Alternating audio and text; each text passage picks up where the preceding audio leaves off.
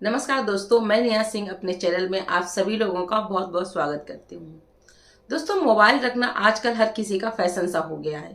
चाहे वो गरीब हो, चाहे अमीर हो, बूढ़ा हो, जवान हो, छोटा हो, बड़ा हो, हर किसी को आजकल मोबाइल की ज़रूरत है। क्योंकि सोशल मीडिया हर किसी को पसंद आता है। माना कि सोशल मीडिया एक अच्छा जरिया है, लेकिन जहाँ पर हम अच्छी चीज़ों की बजाय गलत चीज़ों को ज़्यादा बढ़ावा देकर उन चीज़ों को सीखते हैं। जहाँ पर बच्चों को ऑनलाइन पढ़ाई करने के लिए मोबाइल का प्रयोग कराया जाता है, माँ बाप ये सोचकर मोबाइल को बच्चों को थमा देते हैं कि मेरे बच्चे तो पढ़ रहे हैं, लेकिन उन बच्चों का पढ़ने से ज़्यादा अदर वेबसाइटों पे मन लगता है, जहाँ पर तरह तरह के वो गेम खेलते, तरह तरह कुछ चीज़ों को देख कर और उनको उसी तरह करते हैं। आज मैं जिस घटना का दोस्तों आपके बीच जिक्र करने जा रही हूँ, वो भी कुछ घटना एक मोबाइल के जरिए ही घटती है, जिसके द्वारा एक ऐसी घटना घटती है पूरे मोहल्ले में शर्मसार सी हो जाती है। चारों तरफ सनसनी सी फैल जाती है, सन्नाटा छा जाता है। हाँ दोस्तों, आज की जो घटना है, ये घटना दोस्तों प्रयागराज की है। प्रयागराज के पास एक छोटा सा गांव होता है, बड़गुना। बड़गुना में एक छोटा सा परिवार रहता है, सुशील जी का परिवार। सुशील जी बहुत ही सज्जन व्यक्ति थे और उनके परिवार में 4 लोग थे, सुशील जी और उनकी पत्नी रेनू और उनकी बेटी मीनू, जिसकी उम्र मात्र 16 साल थी, और एक बेटा था जिसकी उम्र 19 साल थी, जिसका नाम अमन था। सुशील का परिवार बहुत ही अच्छा परिवार था। उनका एक बेटा एक बेटी थी, दोनों ही पढ़ाई करने में बहुत ही होशियार थे, समझदार थे। लेकिन बच्चे बड़े भी थे, थोड़े समझदार थे, तो सभी के पास घर में मोबाइल था। लेकिन जो सुशील जी की पत्नी थी, वो कभी बच्चों पे देख रेख ही नहीं करती थी कि उनके बच्चे मोबाइल पे क्या देखते हैं, कब क्या कर रहे हैं। उन्हें तो ये लगता था कि बच्चे बड़े हैं, समझदार हैं, वो इसका पढ़ाई में सही उपयोग करते होंगे, लेकिन बच्चे कब बिगड़ जाएं कोई पता नहीं। हमें अपने बच्चों पे नजर रखना जरूरी होते हैं, उनके अच्छे बुरे की भविष्य की कल्पना हमको ही तो करनी है। एक बार सुशील जी किसी काम की वजह से बाहर चले जाते हैं, साथ में उनकी पत्नी रेनू भी जाती है। घर पर सिर्फ उनकी बेटी मीनू, जिसकी उम्र 16 साल थी, और उनका बेटा अमन, घर पे दोनों ही भाई बहन रह जाते हैं। जब सुशील जी घर से बाहर जाते हैं तो मीनू को अमन को समझा के जाते हैं कि घर से कहीं भी बाहर मत जाना। दोनों ही अपने कमरे में, अलग अलग कमरों में मोबाइल चला रहे होते हैं। मोबाइल मीनू भी अपने कमरे में चला रही होती है और अमन भी। अमन को लगता है कि शायद मोबाइल से जरिए मीनू अपनी पढ़ाई करती है, तो वो पढ़ाई कर रही है। लेकिन कुछ समय बाद, पढ़ाई करने के बाद, जो मीनू थी उसका एक लड़के से अफेयर था, जिसका नाम सोनू था, जिसकी उम्र 27 वर्ष थी, यानी कि मीनू से 10 साल बड़ा। अब सोचो कि मीनू जिसकी उम्र 16 वर्ष है, उसको कितनी बड़ी होगी, और एक 27 साल के लड़के से उसका अफेयर चल रहा था। मोबाइल के जरिए उनकी फेसबुक पे दोस्ती हुई थी और वो उनके पास गांव के रहने वाला था, जिसके जरिए वो उसको जान पहचान हुई और एक दोस्ती के जरिए एक दूसरे में प्यार हो गया। जब उसके माँ बाप घर पे नहीं थे तो मीनू पढ़ाई करने के बाद सोनू से काफी देर बात करती रही। अमन को उसकी बातें सुन रही थी, लेकिन उसे लगा कि वो अपने किसी दोस्त से बात कर रही है। उसे पूछना चाहिए था, लेकिन वो अपने मोबाइल में इतना व्यस्त था, उसने अपनी बहन से एक बार भी नहीं पूछा कि वो क्या कर रहे हैं। उधर जो मीनू थी, उसे एक बहुत गंदी लत लग चुकी थी मोबाइल पे। वो मोबाइल पे गंदी फिल्म यानी ब्लू पिक्चर रोज देखा करती थी। और जब हम किसी चीज को दोस्तों किसी हद तक देखते रहते हैं, वैसा ही हमारा माइंड सेटअप हो जाता है, और कहीं ना कहीं जब उन चीजों को हम बार बार देखते हैं तो उन चीजों को करने के लिए हमारा मन भी जागरूक हो जाता है। ऐसा ही दोस्तों मीनू के साथ हुआ। मीनू मात्र 16 साल की थी। उसे ब्लू फिल्म देखने की एक लत लग चुकी थी, जो लत वो चोरी छुपे अपने मोबाइल में पढ़ाई के जरिए चोरी छुपे देखते रहती थी। और इसी बीच वह फेसबुक के जरिए उसकी सोनू से दोस्ती हुई थी। वह सोनू जिसने पूरी तरह मीनू को बिगाड़ रखा था। मीनू को पता था कि आज उसके माँ बाप घर पर रात में नहीं आएंगे, अगली सुबह आएंगे। इसलिए उसने अपने प्रेमी सोनू से बात करके कहा कि आज मेरे माँ बाप किसी काम की वजह से बाहर गए हुए हैं, तो मैं चाहती हूँ कि आज तुम मेरे घर आ जाओ। इस पर जो सोनू होता है वो कहता है कि तुम्हारा भाई तो तुम्हारे घर पर ही है, तो ये कैसे संभव हो सकता है। तो इस पर मीनू कहती है कि उस बात की तुम चिंता मत करो, जब मैं तुम्हें फोन करूँ तो तुरंत सब रात के 9 बजे तक तुम आ जाना। उधर जो सोनू होता है वो तो आने के लिए वैसे भी उतावला ही बैठा था, वही उसको प्रेम जाल में फंसा रखा था। शाम होती है, मीनू अपने भाई के लिए और अपने लिए खाना बनाती है, चाय बनाती है, अपने भाई को चाय देती है और खाना के लिए कहती है। उसके भाई खाना खाता है, लेकिन खाना जब उसने बनाया था तो अपने भाई के खाने में पहले से ही कुछ नशीला पदार्थ मिला दिया था। उसके बाद जो अमन होता है अपनी बहन के साथ खाना खाता है। खाना खाने के बाद वह अपने कमरे में चला जाता है और गहरी नींद आ जाती है और वो सो जाता है।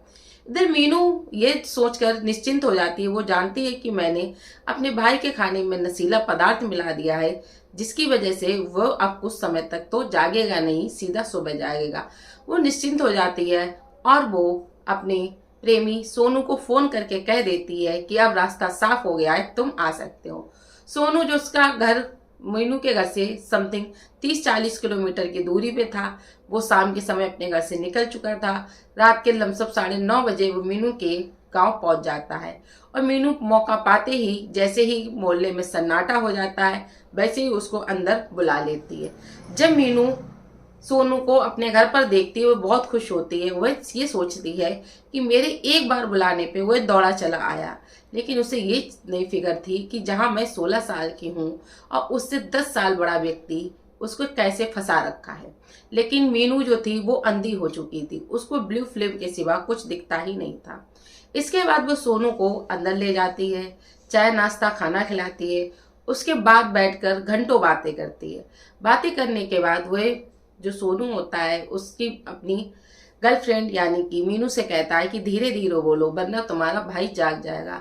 वह कहती है कि उसकी चिंता की जरूरत नहीं है, मैंने उसके खाने में कुछ नशीला पदार्थ मिला दिया है, जिसकी वजह से अब वो 6-7 घंटे तक नहीं जागेगा।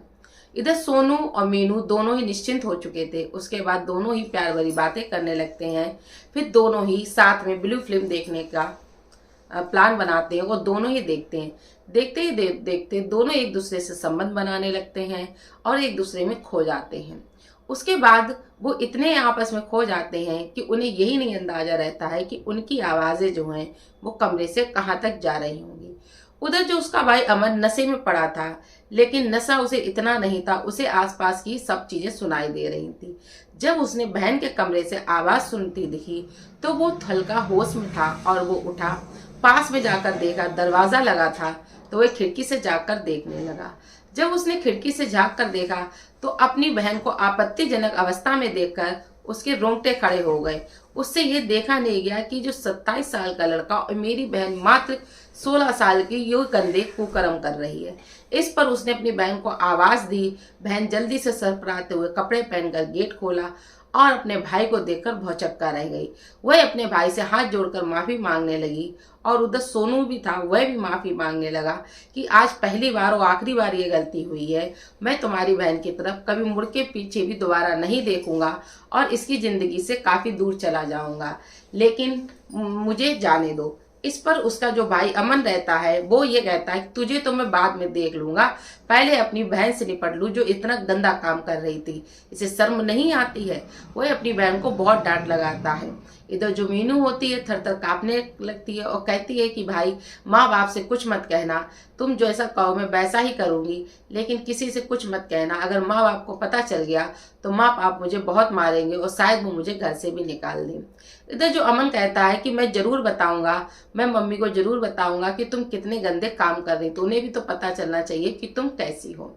वो बार बार गिड़गिड़ाते रहती है, लेकिन अमन ये बात मानने को तैयार ही नहीं होता है। वह उसको धमकी देता है कि मैं अभी माँ को कॉल करके सारी बात बताऊंगा कि कैसे ये किसी लड़के के साथ गलत काम कर रही थी। इस पर जो सोनू होता है वह माफी मांगने लगता है, लेकिन वह मानता ही नहीं है। तो अमित पीछे लोहे की रॉड रखी होती है, जिस पर सोनू अपना गिरगिट जैसा रंग बदलकर उस रॉड को उठाकर अमन के सिर पे दे मारता है। अमन पहले से ही बेहोशी की दवा के खातिर होश में नहीं था और जैसे ही उसके रॉड लगती है वो जमीन पर गस खाकर गिर पड़ता है। उसके बाद सोनू के सिर पे तो भूत सवार हो जाता है। वो उस रॉड से अमन के कई बार वार करता है और जब तक करता है जब तक अमन की मृत्यु नहीं हो जाती है। जैसे ही अमन की मृत्यु हो जाती है वो रॉड को फेंक देता है और मीनू जिसके सर पर हवस का भूत सवार था वह सोनू से कहती है कि चलो अंदर चलो, अभी सुबह होने में बहुत समय है, तब तक मैं तुम्हारे साथ कुछ समय और बिता लूंगी। एक बहन को ये नहीं लगा कि उसके भाई की मृत्यु हो चुकी है। उसके सिर पर ब्लू पिक्चर की हवस इतनी सवार थी कि उसके भाई के साथ क्या हुआ है उसे कोई भी मतलब नहीं था। वह उसको अंदर ले जाती है और फिर दोनों वही सब करने लगते हैं। ऐसे करते करते सुबह के 3:30 बज जाते हैं। फिर वह सोनू से कहती है कि सुबह होने वाली है और वह दोनों साजिश रखते हैं, कहते हैं।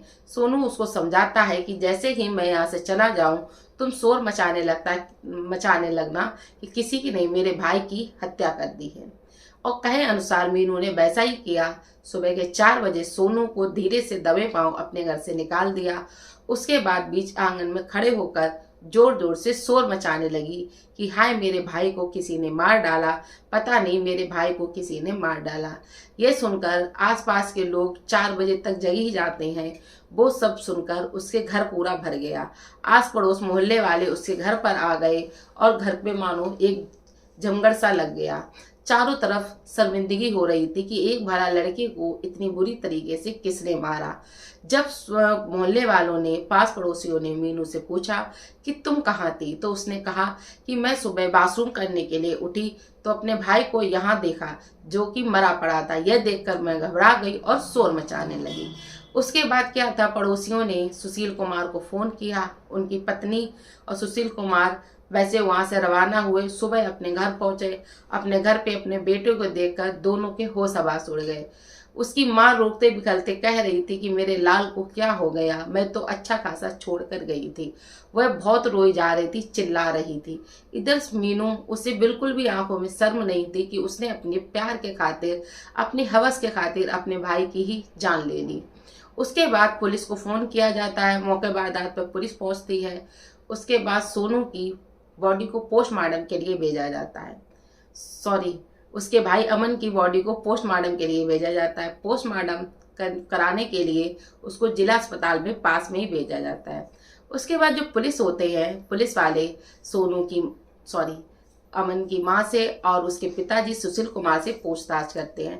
काफी पूछताछ करने के बाद वह बताते हैं कि मेरी बेटे की किसी से कोई दुश्मनी नहीं थी और हम बहुत ही सभ्य परिवार से है। मेरा बेटा किसी के पास उठता बैठता नहीं था। मेरा बेटा पढ़ाई में बहुत अच्छा था। उसका किसी के साथ कोई झगड़ा नहीं था। उसके बाद पुलिस जो होती है वो मीनू से भी पूछती है कि जब ये सब तुम्हारे भाई के साथ घटना घटी उस वक्त तुम कहाँ पे थी। तो वह कहती है कि मैं कमरे में सो रही थी और जब मैं सुबह 4 बजे बाथरूम के लिए जागी हूँ और जब मैं कमरे से बाहर आई तो मैंने अपने भाई को इस हालत में देखा। जब पुलिस वाले मीनू से पूछताछ कर रहे थे तो मीनू बहुत ही अंदर अंदर कपकपी रही थी। वो कपकपा रही थी क्योंकि उसे पता था कि उसके भाई की मृत्यु कैसे हुई। वही पुलिस वालों पर मीनू की बातों से शक हो चुका था कि इस लड़की को कुछ ना कुछ जरूर पता है कि उसके भाई की मृत्यु कैसी हुई है, या शायद ये डर की वजह से हमको बताना नहीं चाहती है। उसके बाद जो महिला कांस्टेबल होती है वो मीनू को अकेले ले जाती हैं और बहुत से प्यार से पूछती हैं, लेकिन मीनू जो थी वो सच्चाई उगलने को तैयार ही नहीं थी। लेकिन कहीं ना कहीं उनका शक जो होता है वो यकीन में बदलने लगता है। उन्हें यकीन हो जाता है कि इस लड़की को जरूर कुछ ना कुछ पता है, जिससे ये पता है कि उसके भाई के साथ क्या हुआ है। इस पर उसे काफी प्रेशर दिया जाता, काफी सख्ती से पूछताछ की थी। उसके बाद जो मीनू होती है फपक फपक कर रोने लगती है और वह सारी घटना को बताती है कि उसका प्रेमी जिसकी उम्र 27 साल है सोनू, उसकी फेसबुक पे दोस्ती हुई थी और वह काफी समय से सोनू से चैटिंग करती थी और चोरी छुपे बात भी करती थी। उसके भाई को ये इस बात की भनक नहीं थी, लेकिन घर पे माँ बाप ना होने की वजह से उसने अपने प्रेमी को घर पर बुलाया था और वो निश्चिंत इसलिए थी कि उसने भाई के खाने में दवा मिला दी थी। लेकिन पता नहीं दवा ने अपना असर नहीं दिखाया और जब हम लोग शारीरिक संबंध बना रहे थे उसी वक्त मेरे भाई जाग गया और उसने मुझको उस अवस्था में देख लिया। मुझे ब्लू पिक्चर देखने का बहुत शौक था और वैसा ही मुझे करने का बहुत शौक था। जहां मीनू मैं 16 साल की थी, उसे 16 साल की उम्र में जिन बच्चों को कोई ज्ञान नहीं होता है, लेकिन मीनू ब्लू पिक्चर देख देख कर एक ऐसी उसे ज्ञान हो चुका था। उसे सब कुछ पता था। मालूम नहीं पड़ता था कि मैं 16 साल के उसके अंदर इतनी बेवकूफ़ी कहाँ से आ गई। फिल्म देख देख कर वह बहुत ज़्यादा बिगड़ चुकी थी। ये सब घटना उसने पुलिस वालों को बताई कि कैसे उसके प्रेमी सोनू ने एक लोहे की राड के जरिए उसके भाई अमन को मार कर मार दिया और सुबह 4 बजे उसको भगा दिया। उसके बाद उसने शोर मचाया। जब ये सारी बात उसने पुलिस वालों को बताई, जिन लोगों ने ये बात सुनी, अब ये घटना का जब जिक्र मोहल्ले में हुआ तो सभी लोग बहुत शर्मिंदा हुए कि भला एक लड़की अपने भाई को अपने सामने कैसे मरते देख सकती है। तो दोस्तों आपने देखा कि एक मोबाइल के जरिए एक लड़की के सर पे इतनी हैवानियत सवार हो गई कि एक भाई बहन को, रिश्ते को ही भूल गई, मर्यादा ही भूल गई कि ये मेरा भाई है और वो क्या कर बैठी। तो दोस्तों आपसे एक ही निवेदन है कि अपने बच्चों को फ़ोन दें तो ज़रूर ध्यान रखें कि आपका बच्चा आपके फ़ोन पे क्या देख रहा है। अगर आप उसको स्टडी के लिए दे रहे हैं तो क्या वो टाइम टू टाइम स्टडी करता है, कहीं उसका दुरुपयोग तो नहीं करता है। मोबाइल देना या लेना गलत बात नहीं है, उसका प्रयोग करना भी गलत बात नहीं है, लेकिन वो कहाँ किया जा रहा हो, कैसे किया जा रहा है, आप उसका उपयोग कैसे कर रहे हैं, ये जानना जरूरी है। कहानी पसंद आए प्लीज़ तो वीडियो को लाइक कमेंट जरूर करना और ऐसी घटनाओं को शेयर ज़्यादा करें कि जिससे लोग सतर्क रह सकें। और मेरी कहानी से किसी को ठेस पहुंचाना या किसी को दिल दुखाना नहीं है। स्टोरी पसंद आए तो प्लीज़ वीडियो को लाइक कमेंट जरूर करना। कमेंट सेक्शन में ज़रूर बताइएगा कि वीडियो कैसा लगा। और चैनल पर अगर आप नए हैं तो चैनल को सब्सक्राइब जरूर करिएगा। और आप पहले से सब्सक्राइबर हैं तो मेरे चैनल में ऐसे कंटिन्यू बने रखने के लिए आप सभी लोगों का बहुत बहुत धन्यवाद। वीडियो देखने के लिए राधे राधे दोस्तों।